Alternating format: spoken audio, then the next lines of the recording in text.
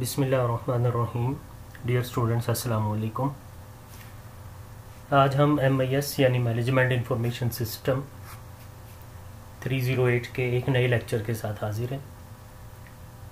Last lecture में हमने chapter number 3 start किया था और उसमें हमने ऑर्गेनाइजेशन का कॉन्सेप्ट देखा था। ऑर्गेनाइजेशन की कुछ जर्नल डेफिनेशंस, कुछ टेक्निकल डेफिनेशंस देखी थी और इसके अलावा हमने ऑर्गेनाइजेशन के कुछ फीचर्स जो थे वो पढ़े थे और कुछ फीचर्स थे जिनको थोड़ा सा डिटेल में डिस्कस किया था।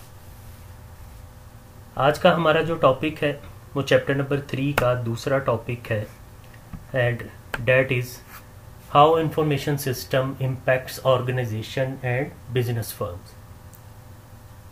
के अभी तक हमने इन तकरीबन 2 चैप्टर्स में या जितना भी पढ़ा है हमने, इसमें हमने इंफॉर्मेशन सिस्टम को, उसकी टाइप्स को काफ़ी डिटेल में डिस्कस किया और फिर इसका हमने एक सोल्यूशन देखा जो कि एंटरप्राइज एप्लीकेशन की शक्ल में था। फिर हमने ऑर्गेनाइजेशन के कॉन्सेप्ट को डिस्कस किया पिछले लेक्चर में। तो उसी लिहाज से आज का जो हमारा टॉपिक है वो है कि इंफॉर्मेशन सिस्टम किसी ऑर्गेनाइजेशन को या बिजनेस फर्म को किस तरह अफेक्ट करता है, किस तरह से उस पर असरअंदाज होता है। तो पहली बात तो ये समझने वाली है और ये बात आपको सबको क्लियर होनी चाहिए कि इसका जो इम्पैक्ट है इंफॉर्मेशन सिस्टम का या इंफॉर्मेशन टेक्नोलॉजी का ऑर्गेनाइजेशन पे और बिजनेस फर्म्स पे, वो पॉजिटिव इम्पैक्ट है। इसको नेगेटिव सेंस में आपने नहीं लेना जी, ठीक है। तो ये जो पॉजिटिव इम्पैक्ट है इंफॉर्मेशन सिस्टम या इंफॉर्मेशन टेक्नोलॉजी का बिजनेस फर्म्स और ऑर्गेनाइजेशन पे, वो 2 इम्पैक्ट हैं इसके। एक इकोनॉमिक इम्पैक्ट है जो कि बहुत इंपॉर्टेंट होता है और दूसरा ऑर्गेनाइजेशनल एंड बिहेवियर इम्पैक्ट है। जो इकोनॉमिक इम्पैक्ट है, जैसा कि नाम से पता चल रहा है, इसमें उसकी कैपिटल और ट्रांजैक्शंस और जो उसकी इकोनॉमी से रिलेटेड इश्यूज हैं उसको डिस्कस करेंगे हम कि वो किस तरह से इंफॉर्मेशन सिस्टम या इंफॉर्मेशन टेक्नोलॉजी किसी बिजनेस की इकोनॉमी पर, उसके कैपिटल पर या उसकी जो रेवेन्यू है, उसकी ट्रांजैक्शंस वगैरह पर असरअंदाज होता है। और दूसरा जो इम्पैक्ट है वो ऑर्गेनाइजेशनल एंड बिहेवियर है, जो कि ऑर्गेनाइजेशन के बिहेवियर पर, उसकी मैनेजमेंट के बिहेवियर पर, उसकी लेबर पर इम्प्लीमेंट होता है। और फिर एंड पे हम देखेंगे कि इन इम्पैक्ट का जो रेजिस्टेंस आती है इसकी, वो क्या है। क्योंकि जैसे पहले मैंने आपको बताया था एक लेक्चर में कि जब हम इंफॉर्मेशन सिस्टम को इम्प्लीमेंट करते हैं, या मैंने गुजरांवाला की इंडस्ट्री की एग्जांपल दी थी कि गुजरांवाला में जो इंडस्ट्री थी जो ट्रेडिशनल वे में चल रही थी, उसको जब कंप्यूटराइज करने का सोचा गया, इससे 15-20 साल पहले जब प्रॉपर इंफॉर्मेशन सिस्टम को डेटाबेसेस की शक्ल में इम्प्लीमेंट करने का सोचा गया, तो उसमें काफ़ी रेजिस्टेंस आई। वो जो रेजिस्टेंस थी वो लेबर्स की तरफ से थी, काम करने वाले एम्प्लॉयज़ की तरफ से थी, इनसिक्योरिटी थी। तो इन चीज़ों को आज हम थोड़ा सा डिस्कस करेंगे। तो लेट्स स्टार्ट जी। सबसे पहले देखते हैं कि इकोनॉमिक इम्पैक्ट्स क्या हैं किसी भी ऑर्गेनाइजेशन पे इंफॉर्मेशन सिस्टम या इंफॉर्मेशन टेक्नोलॉजी के। IT changes relative cost of capital and cost of information. जो कॉस्ट ऑफ कैपिटल है या कॉस्ट ऑफ इंफॉर्मेशन है, इंफॉर्मेशन टेक्नोलॉजी और इंफॉर्मेशन सिस्टम को इम्प्लीमेंट करने से वो कॉस्ट चेंज हो जाती है, आमतौर पे कम हो जाती है।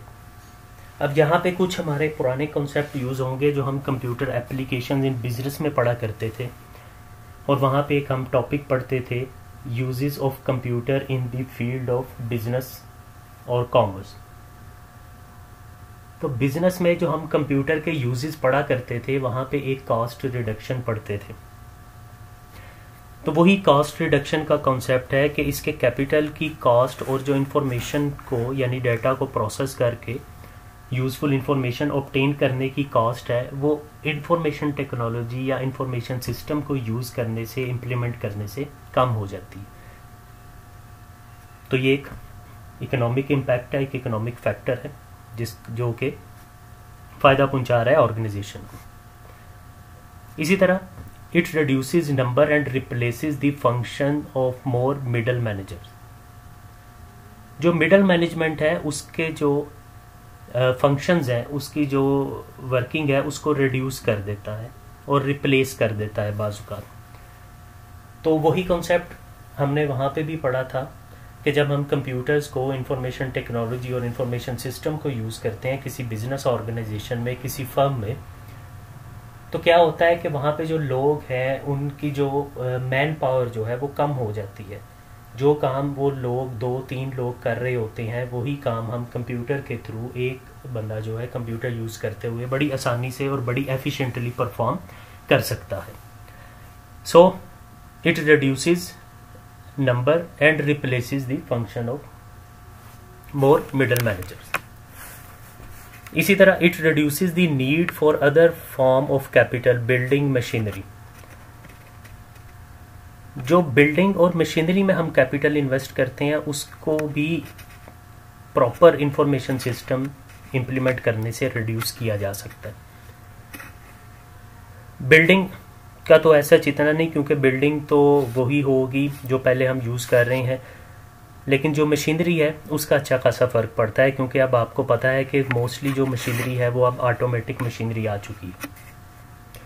CNC टाइप मशीन्स आ चुकी हैं जिनको कंप्यूटर्स के थ्रू कंट्रोल किया जाता है, और वो पूरी बड़ी बड़ी मशीन, बल्कि 2-4 मशीनों को एक ही मशीन ऑपरेटर उनको ऑपरेट कर सकता है, क्योंकि उस मशीन ऑपरेटर का काम यही होता है कि उसने एक स्पेसिफिक टाइम पे उस मशीन को स्टार्ट करना है और वो एक स्पेसिफिक टाइम पे स्टॉप कर देना है, और बाकी उसको बैठकर जो है उसको देखते रहना है, उसकी निगरानी करते रहना है कि इतने टाइम के दौरान ड्यूरिंग प्रोडक्शन, ड्यूरिंग प्रोसेस उसमें किसी किस्म की कोई डिस्टर्बेंस नहीं होनी चाहिए, या अगर वो मशीन रुक जाती है, कोई इस किस्म की अनसर्टेनिटी आ जाती है, तो फिर वो कोई उस हिसाब से मेजर्स ले सकता है। अदरवाइज उसका जो ह्यूमन इंटरफेरेंस है वो बहुत ज़्यादा कम हो गई है। That's why it reduces the need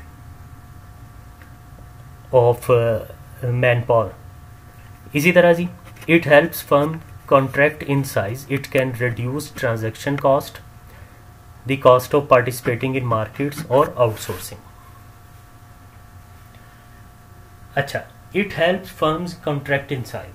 ये हेल्प करता है फर्म के साइज को कॉन्ट्रैक्ट करने में, उसके साइज को श्रिंक कर देता है। बहुत सारी फर्म्स ऐसी होती हैं जो कि अपने बहुत सारी चीज़ों को आउटसोर्स किए होती हैं। बहुत सारे सप्लायर्स होते हैं, बहुत सारे वेंडर्स होते हैं जिनसे वो रॉ मटेरियल की शक्ल में चीज़ें ले रहे होते हैं, और बहुत सारी ऐसी जो है प्रोसेस जो इंडस्ट्री है वो रॉ मटेरियल की शक्ल में सप्लायर और वेंडर से चीज़ें ले रही होती है, या बाज़ ऐसी इंडस्ट्री होती है जो कि असम्बलिंग से रिलेटेड होती है, जिसने कोई चीज़ मैन्युफैक्चर नहीं करनी होती, बल्कि वो मुख्तलिफ चीज़ें जो है वो मार्केट से लेकर, मुख्तलिफ पार्ट्स लेकर एक प्रोडक्ट को असम्बल करती हैं। तो जब हम इंफॉर्मेशन टेक्नोलॉजी या इंफॉर्मेशन सिस्टम को इम्प्लीमेंट करते हैं तो it helps us to reduce the size और reduce the cost of transaction, जो कि मार्केटिंग में या आउटसोर्सिंग में हमें पहले लगानी पड़ती थी। हमारा प्रॉपर इंफॉर्मेशन टेक्नोलॉजी डिपार्टमेंट होता है जो कि प्रॉपरली हमारे जो सारे सोर्सेज हैं, जो हमारे सारे वेंडर्स वगैरह हैं, सप्लायर्स वगैरह हैं, उनके साथ लिंक होता है। मोस्टली जब हम इंफॉर्मेशन टेक्नोलॉजी और इंफॉर्मेशन सिस्टम को प्रॉपर इम्प्लीमेंट करते हैं तो मोस्टली हमारी ऑर्गेनाइजेशन जो है वो सेल्फ सफिशिएंट हो जाती है। सेल्फ सफिशिएंट मीन के बहुत सारी ऐसी चीज़ें और बहुत सारी ऐसी ज़रूरियात होती हैं जो कि वो खुद पूरी कर सकती है हमारी ऑर्गेनाइजेशन। इसी तरह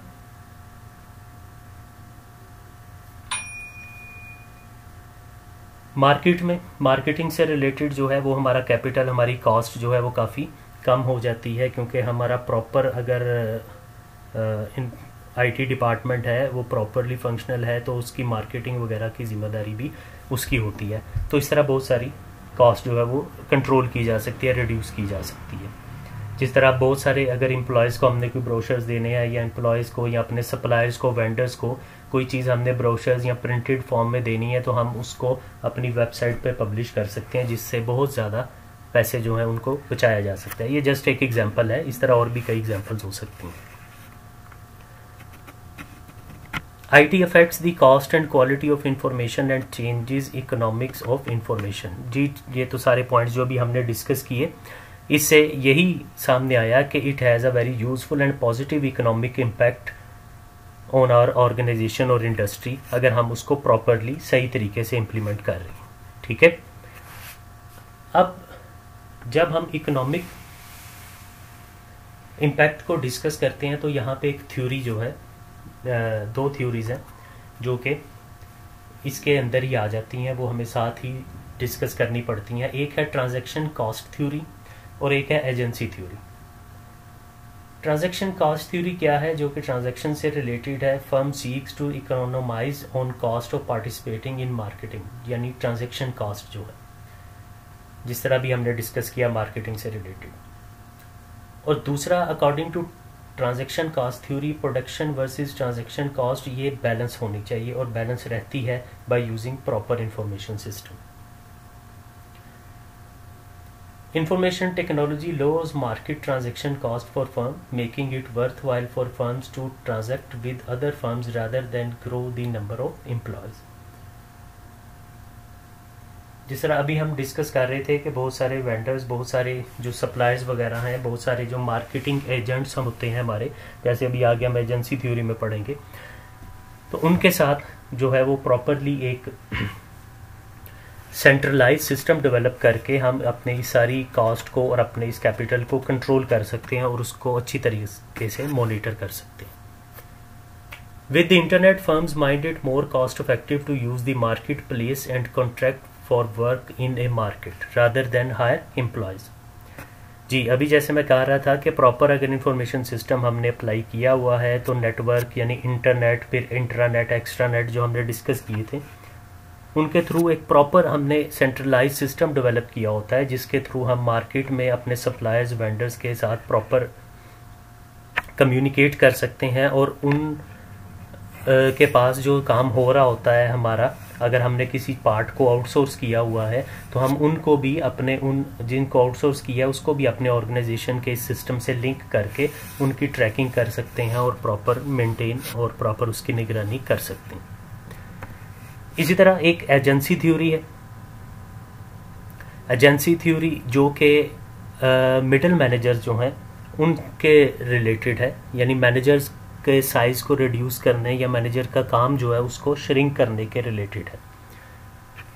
according to agency theory, firm is nexus of contracts among self interested parties requiring supervision. इसमें होता क्या है कि जो मैनेजर्स हैं वो मिडिल मैनेजर्स या अब हाई लेवल के जो मैनेजर्स हैं वो एक एजेंट को हायर करते हैं जो कि उनके बिहाफ पे काम कर रहा होता है, उनके बिहाफ पे सुपरवाइज कर रहा होता है, उनके बिहाफ पे जो है वो डिसीजंस वगैरह ले रहा होता है। फर्म एक्सपीरियंस एजेंसी कॉस्ट, यानी the cost of managing and supervising which rise as firm grows. तो जैसे जैसे फर्म ग्रो करती है तो डेफिनेटली हमें ज़्यादा मैनेजर्स और ज़्यादा लोग चाहिए होते हैं, तो हम फिर वो उनकी जगह पे एजेंट्स जो हैं उनको हायर करते हैं और वो उन मैनेजर्स का काम करते हैं, उनके बिहाफ पे काम करते हैं।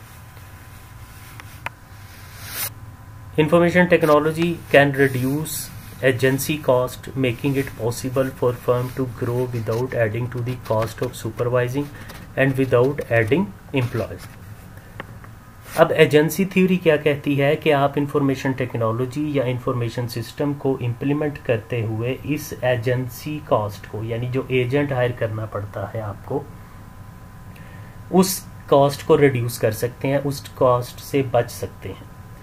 यहाँ पे हमारा ये इंफॉर्मेशन सिस्टम ही एजेंट है, यही सुपरवाइज़र है, यही मैनेजर्स के बिहाफ पे सुपरविजन कर सकता है, निगरानी कर सकता है और प्रॉपर ट्रैक रिकॉर्ड रख सकता है, and even it can help to make useful decisions on the basis of past experience, जिस तरह हमने देखा था वो डिसीजन सपोर्ट सिस्टम वगैरह या एक्सपर्ट सिस्टम वगैरह। तो ये एजेंसी थ्योरी है और ट्रांजैक्शन कॉस्ट थ्योरी, ये दोनों जो है इकोनॉमिक इम्पैक्ट में आ जाते हैं। दूसरा जो इम्पैक्ट है वो है जी ऑर्गेनाइजेशनल एंड बिहेवियर इम्पैक्ट। कि लोगों के बिहेवियर पे क्या चेंज आता है जो लोग उस ऑर्गेनाइजेशन से रिलेटेड होते हैं। तो सबसे पहला इम्पैक्ट क्या होता है कि इट फ्लैटन्स ऑर्गेनाइजेशन, यानी ये ऑर्गेनाइजेशन की जो हायरार्की है उसको फ्लैटन कर देती है। फ्लैटन्स का मतलब कि हमने एक प्रॉपर बिजनेस मैनेजमेंट में या हम एक हायरार्की पढ़ते हैं कि जी टॉप मैनेजमेंट होती है, फिर मिडिल मैनेजमेंट, फिर लोअर मैनेजमेंट, फिर उसके नीचे और वर्कर्स होते हैं। अब जो डिसीजन मेकिंग की पावर है वो हम पढ़ा करते थे कि वो जो है इसी तरह ट्रेवल करती है, और मोस्टली जो डिसीजन मेकिंग है वो मैनेजर या टॉप या मिडिल लेवल के मैनेजर्स करते हैं, बाकी नीचे तक डिसीजन मेकिंग नहीं आती। लेकिन जब हम इंफॉर्मेशन सिस्टम को इम्प्लीमेंट करते हैं तो इंफॉर्मेशन सिस्टम में फिर हम अपनी ऑर्गेनाइजेशन, अपनी फर्म के हर बंदे को उसका हिस्सा बनाते हैं, और उस इंफॉर्मेशन सिस्टम तक हमारे हर एम्प्लॉय, हर एक की एक्सेस होती है। इस तरह हमने क्या किया कि हमने जो डिसीजन मेकिंग की पावर है उसको लोअर लेवल तक ले आए। इसी तरह fewer managers needed, IT enable faster decision making and increases span of control। अगर आप ट्रेडिशनल पुरानी ऑर्गेनाइजेशंस को देखें जिन्होंने इंफॉर्मेशन टेक्नोलॉजी या इंफॉर्मेशन सिस्टम को अडॉप्ट करने में टाइम लगाया, जिन्होंने हेजिटेट किया इस चेंज को अडॉप्ट करने में, तो वो क्या हुआ कि वो ऑर्गेनाइजेशंस आहिस्ता आहिस्ता ख़त्म हो गई, क्योंकि वो अपने कंपेटिटर से मार्केट में compete नहीं कर सकी।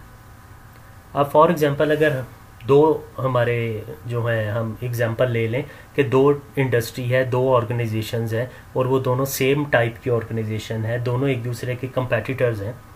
एक ने इंफॉर्मेशन सिस्टम को इम्प्लीमेंट कर लिया और दूसरे ने उसको इम्प्लीमेंट नहीं किया, उन्होंने हेजिटेट किया, वो उसी ट्रेडिशनल सिस्टम पर चलते रहे। तो जिसने इंफॉर्मेशन सिस्टम को अडॉप्ट किया उसने इससे कई फ़ायदे उठाए, यानी कॉस्ट रिडक्शन हुई, कैपिटल में रिडक्शन हुई, मशीन्स ऑटोमेटिक हुई, वहाँ पे बंदे कम हो गए, और इसी तरह उनके जो मैनेजर्स थे, जहाँ पे वो 7-8 मैनेजर थे वहाँ पे 1-2 मैनेजर्स काफ़ी थे जो कि वो सारे काम को कर रहे थे। इस तरह उन्होंने कई जगह ऐसी थी जहाँ से उन्होंने अपने जो है कैपिटल को रिड्यूस किया, और वो जब कैपिटल रिड्यूस हुआ तो डेफिनेटली उनका तो वो प्रॉफिट में ऐड होना शुरू हो गया, उस कंपनी का सर्वाइवल बनता रहा। वेयर एज जो दूसरी कंपनी थी, जो उसका कंपेटिटर था, जिसने हेजिटेट किया, वो जैसे जैसे टाइम गुजरता गया उसको मार्केट में कम्पीट करने के लिए ज़्यादा कैपिटल की ज़रूरत पड़ती रही, ज़्यादा इन्वेस्टमेंट, वो अपने मैनेजर ज़्यादा थे, ज़्यादा सैलरीज, वो ज़्यादा कैपिटल उसका वहीं पर इन्वेस्ट होता गया, बजाय इसके कि वो मार्केट में लगाता और कम्पीट करता। इसी तरह एक और इफेक्ट जो इसका होता है वो है जी post industrial organizations. Organizations flatten because in post-industrial societies, authority increasingly relies on knowledge and competence rather than formal position। ये वही जो अभी मैंने आपको एग्जांपल दी थी कि वो जो फॉर्मल या ट्रेडिशनल तरीकाकार चल रहा था उसकी बजाय अब क्या है कि पोस्ट इंडस्ट्रियल ऑर्गेनाइजेशंस आ गई हैं जो कि ज़्यादा जो है अपने डिसीजन मेकिंग और नॉलेज बेस्ड होती हैं, और वो नॉलेज बेस्ड उसी वक्त हो सकती हैं जब उन्होंने प्रॉपर इंफॉर्मेशन सिस्टम को यूज़ किया होता है। तो ये थे जी स्टूडेंट 2 बड़े इम्पोर्टेंट इम्पैक्ट जो कि इंफॉर्मेशन सिस्टम के हो सकते हैं किसी भी ऑर्गेनाइजेशन या बिजनेस फर्म पे।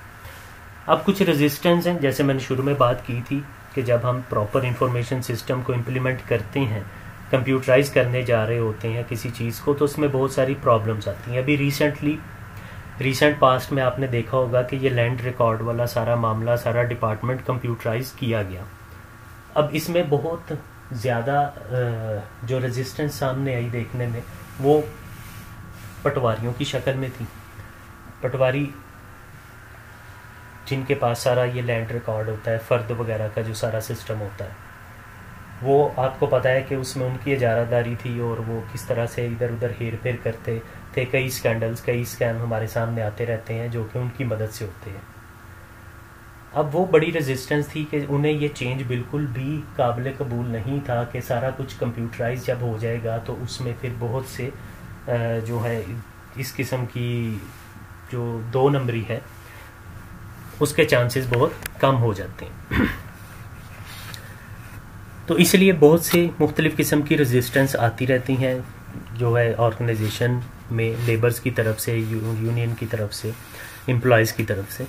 तो information system become bound up in organizational politics because they influence access to a key resource, the information. हमने पीछे पढ़ा था ऑर्गेनाइजेशन पॉलिटिक्स होती हैं, उसमें हर ऑर्गेनाइजेशन का अपना कल्चर होता है, उसकी अपने जो है ऑर्गेनाइजेशन का एनवायरनमेंट होता है, उसके अंदर की पॉलिटिक्स होती है। वो जो पॉलिटिक्स है उस ऑर्गेनाइजेशन की, that is the major resistance of to information system, कि इंफॉर्मेशन सिस्टम को जो रेजिस्ट करती है वो उसकी इंटरनल पॉलिटिक्स होती है। अंदर ही बहुत से लोग होते हैं ऑर्गेनाइजेशन के जिनके अपने कुछ मफादात होते हैं, और वो फिर कई जो है ना वो मैनेजमेंट को मशवरे इस तरह के देते हैं या इवन डराते हैं कि नहीं जी अगर हमने ऐसा किया तो पता नहीं क्या होगा, वो सारा सिस्टम अगर क्रैश हो गया तो क्या होगा, उसको कौन ऑपरेट करेगा। इस किस्म के कई खदशात से उनको दो चार या आगाह करते रहते हैं ताकि वो ये डिसीजन ना लें। इसी तरह information system potentially change and organization structure, culture, politics and work. Definitely जी जब हम सारा कुछ ही कंप्यूटराइज कर देंगे, मोस्टली यानी ह्यूमन इंटरफेरेंस कम हो जाएगी, मटेरियल जो है रॉ मटेरियल वो सारा उसका रिकॉर्ड कंप्यूटराइज होगा, कंप्यूटराइज ही वो इशू होगा, तो उसमें भी फिर हेरा फेरी के चांसेस बहुत कम हो जाएंगे। जो स्टोर रूम से जो मटेरियल इशू हुआ या जो चीज़ें इशू करवाई गई उनको कंप्यूटर में प्रॉपर फीड किया गया, उनकी डेट वगैरह लिखी गई, तो उसमें कोई जो है ना जो 2 नंबरी है, जो हेरा फेरी है, उसमें उसके चांसेस बड़े कम हो जाते हैं। तो इस तरह इंफॉर्मेशन सिस्टम पूरी ऑर्गेनाइजेशन का एनवायरनमेंट चेंज कर देता है, उसका कल्चर, उसकी पॉलिटिक्स, लोगों के काम करने का तरीकाकार, बिहेवियर सब कुछ चेंज हो जाता है। Most common reason of failure of large projects is due to organizational and political resistance to change। जहाँ पे भी आप कंप्यूटराइज सिस्टम को फेल होता देखेंगे, आज से मैं एक एग्जांपल देता हूँ, तकरीबन 10 साल, शायद गालिबन 10 साल पहले की बात है, गुजरांवाला बोर्ड ने पहली दफ़ा एक इंफॉर्मेशन सिस्टम डेवलप किया और उसके तहत उन्होंने ऑब्जेक्टिव जो है उसको कंप्यूटर के थ्रू चेक करवाया। यानी वो बबलिंग करनी थी, वो जो बबलिंग होती थी उन आंसर्स को कंप्यूटर के थ्रू चेक किया जाता था। तो वो इंफॉर्मेशन सिस्टम जो है उसको, उसमें कुछ खराबियां भी थी, लेकिन कुछ जो है इंटरनल लोगों ने भी उसको, इंटरनल पॉलिटिक्स थी जिसकी वजह से उसको जो है फेल किया गया और वो बड़ी रेजिस्टेंस सामने आई, जिससे रिजल्ट्स भी काफ़ी इफेक्ट हुए। इसी तरह जी लास्ट, वर्कर्स में resist changes that disturb their routines so information system can not implemented. तो जो लोग हैं जिनका अपना इंटरेस्ट होता है, जिस तरह लेबर यूनियंस होती हैं या मैन पावर होती है, जिस तरह हम कंप्यूटराइज जब मशीनरी वगैरह को लेके आएंगे तो डेफिनेटली जो लेबर है वो कम हो जाएगी, ह्यूमन इंटरफेरेंस कम हो जाएगी। तो बहुत सारे लोग यही चाहेंगे कि वो सारा ऑटोमेटिव सिस्टम ना हो, ना आए, ना इम्प्लीमेंट हो। तो ये थे स्टूडेंट आज का हमारा टॉपिक, जिसमें हमने ऑर्गेनाइजेशनल इंफॉर्मेशन सिस्टम के कुछ इम्पैक्ट्स देखे ऑर्गेनाइजेशन पे, और कुछ जो है हमने रेजिस्टेंस देखी कि किस टाइप की रेजिस्टेंस सामने आ सकती है। इसी तरह इंटरनेट से बड़ा रिलेशनशिप है ऑर्गेनाइजेशन का, उससे वो एक काफ़ी पॉजिटिव इम्पैक्ट होता है, जो कि आप लोग जानते भी हैं। इंटरनेट के थ्रू जो है वो किस तरह से ट्रांजैक्शंस को या मार्केटिंग को या हर चीज़ को इंटरनेट के थ्रू बड़ा इजीली और आसानी से किया जा सकता है। इवन जो डिस्ट्रीब्यूटर्स हैं या रिटेलर्स हैं उनको भी बड़ा इजीली अपने सिस्टम के साथ लिंक करके कंट्रोल किया जा सकता है। तो बेसिकली यही आज का हमारा टॉपिक था जो कि हमने डिस्कस कर लिया। इससे रिलेटेड अगर कोई क्वेश्चन हो, कोई आपको कन्फ्यूजन हो तो आप पूछ सकते हैं। थैंक यू जी, टेक केयर, अल्लाह हाफिज़।